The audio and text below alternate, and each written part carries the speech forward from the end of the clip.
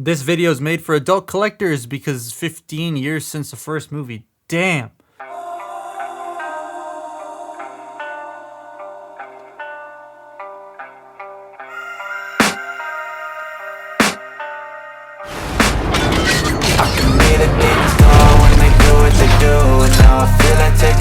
Find a place with a view. The pain is never gonna stop if it's controlling you. I know that time can heal it all. I just gotta get through. I just gotta get through. I just gotta get through. Cause I feel like taking off. Find a place with a view. The pain is...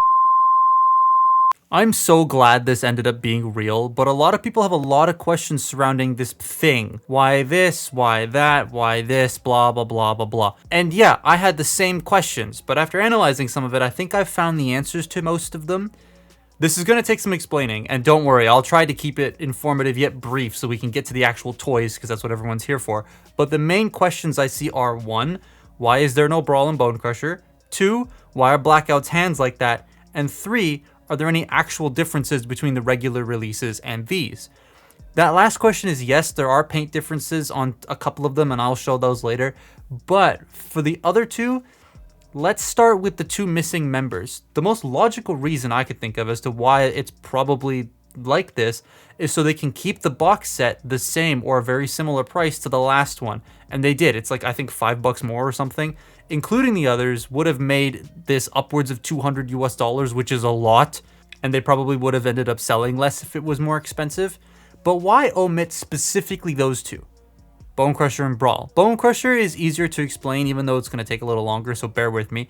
Bone Crusher is sought after. That we know that. My local shops have a few for 50 to 80 bucks ish because they usually go by average eBay prices, so he's a lot.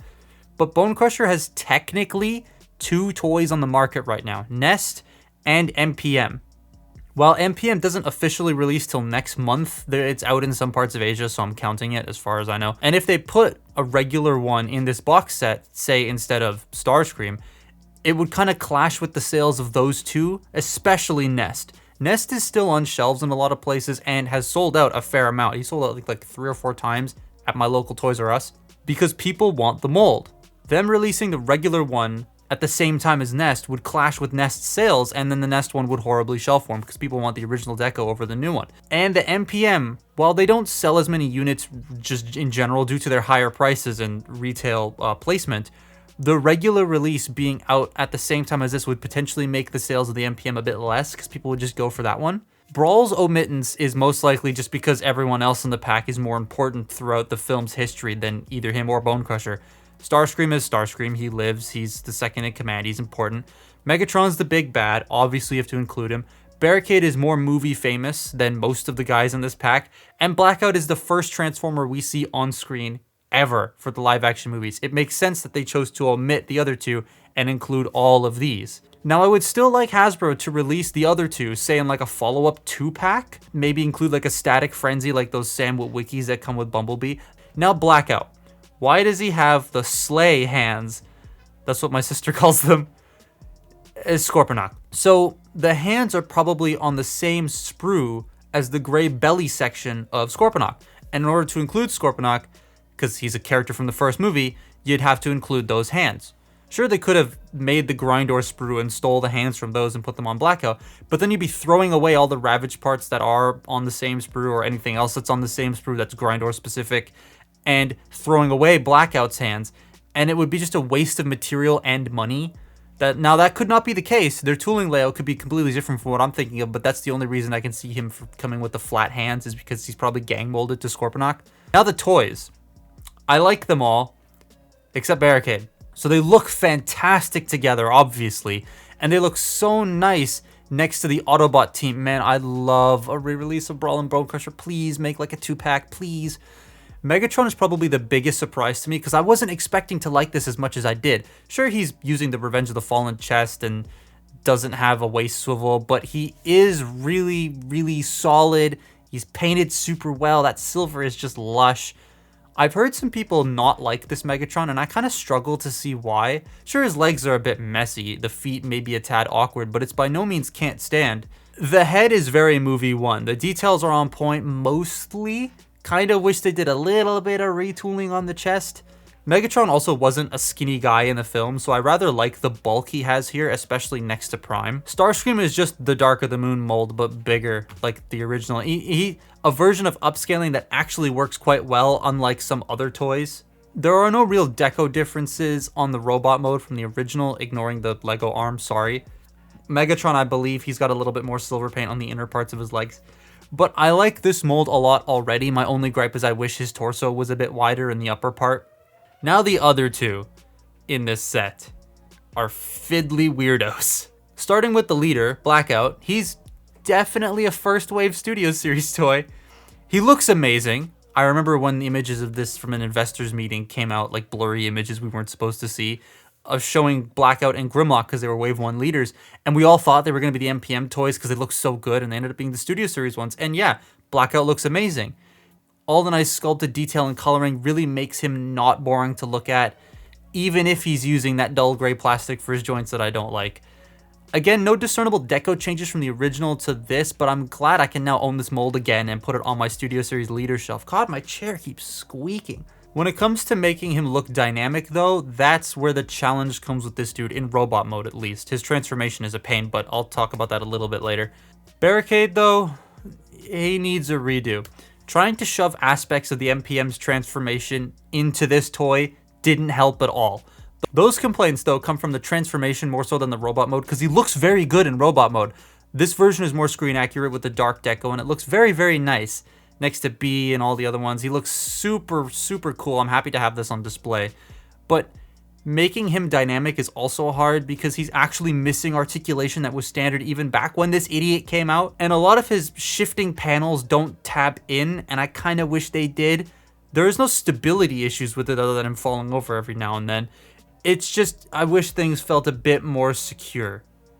Each man comes with a weapon signature from the film: Starscream's missile blade thing, Megatron's flail, Barricade's spinny wheel of death that makes him laugh for no reason, and Blackout and his rotor blades and an entire small Scorponok. Scorponok's paintwork is actually quite nice, and he looks the part, and he can store on Blackout's back, which is really cool, just like in the film. He just can't eject unless you flick the panel off, because the panel does just detach. So I'm an idiot, and before I started doing the posing segment, I got confused and I transformed Studio Series Starscream, and I don't feel like untransforming it. So when I do his posing, I'm going to be using the weird one with the bionicle arm on a project I'm not working on anymore. So anyways, the articulation of these guys is very early Studio Series. I'm going to try not to spend too much time on it, as I've got so much other stuff to do and this video is already long enough as it is. But we'll start with Megatron. He's got a ball jointed head on like the double hinge type thing that the Revenge of the Fallen one is on. However, because of the nose cone, which sticks up a little too far, it does make the head rotation a bit strange. Shoulders can rotate, they can go in and out. You've got bicep rotation, single jointed elbow that bends 90 degrees, and the wrists can go in and out. Nothing at the waist. Hips can go forward, back, in and out. Thigh rotation, huge knee bend. And then the toes can move up and down, and you have ankle tilt, and the heels can move. So if you want like a step forward type pose, you can do that. So that's pretty cool. I like that a lot. The only thing I wish he had is a waist joint, but yeah. This torso doesn't really lend itself to a waist joint, and neither does the transformation. You can untab this and get butterfly joints though if you want. So that's pretty cool. Let's get Starscream out of the way here. Head rotates. Shoulders, all the different digits in his arms. You got hips in and out. Single knee there, rotation below that knee, and then toes can go down. Not the most posable dude in the world. I really wish he had thigh swivels. I don't know what's with Starscream toys and just not having thigh. Like, you could easily put a cut in the middle there, but oh well. Now, the more interesting ones. Blackout and Barricade. We'll do Barricade in a minute. Blackout here has a lot going on, surprisingly, even though you can't really get him to look interesting in most poses. So the head is on a ball... Oh, that panel folded down. The head is on a ball joint, but it is a little limited in that cavity there. The shoulders, you can sort of wiggle these around if you want. You can untab them. They also go in and out here and forward and back at a hinge. So you can use a combination of all this, untab that as well if you want to get the arms to move out. It's a bit awkward in there because of the design. Bicep rotation, elbow bend, the wrists can flap and the hands can open and close. If you had Grindor, you could have a wrist swivel, but gang molding. That's come undone. Hips, well, the hip skirt can move forward and back. Hips are ratcheted. They can pretty much go forward and back however you want, but all this stuff does get into the way. You got thigh rotation. You got chicken-legged knees that can like bend like that, I guess.